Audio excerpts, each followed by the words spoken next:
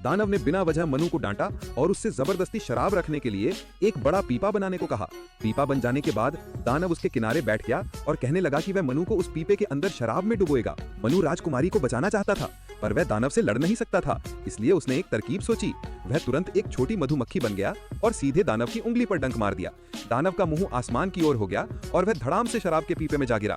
मनु ने तुरंत पीपे का ढक्कन कसकर बंद कर दिया।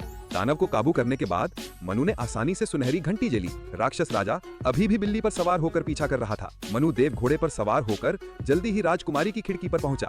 उसने घंटी को पहली बार हिलाया तो आसपास के पेड़ घूमने लगे और नाचने लगे। फिर उसने दूसरी बार घंटी हिलाई तो महल के सारे लोग लाइन लगाकर नाच गाना करने लगे।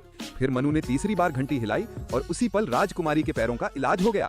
हर कोई खुशी से झूम उठा। राजा बहुत खुश हुआ और उसने तुरंत राजकुमारी की शादी मनु से तय कर दी। लेकिन तभी बिल्ली पर सवार राक्षस राजा भीमा आखिरकार वहां पहुंच गया। गुस्से से भरे राक्षस राजा ने अपना मुंह खोला और पूरे महल को निगल लिया। मगर सौभाग्य से मनु राक्षस राजा के कपड़ों में छिप गया और वह खाए जाने से बच गया। राक्षस राजा इतना पेट भर चुका था कि वह जमीन पर लेटकर आराम करने लगा और सो गया। जब वह सो रहा था तो मनु उसकी पैंट से बाहर निकला और 1000 मकड़ियों को इकट्ठा किया।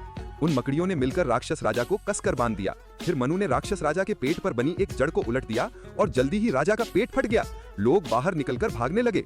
भागते भागते मनु ने देव घोड़े की पूंछ के बाल से उसका पेट फिर से सील कर दिया। जब राक्षस राजा भीमा उठा तो महल में मनु और राजकुमारी की शादी हो रही थी। उसका पेट तो सिल गया था, पर उसकी भूख काफी समय तक खत्म हो चुकी थी। इस तरह मनु ने राजकुमारी को बचाया और दोनों खुशी खुशी रहने लगे।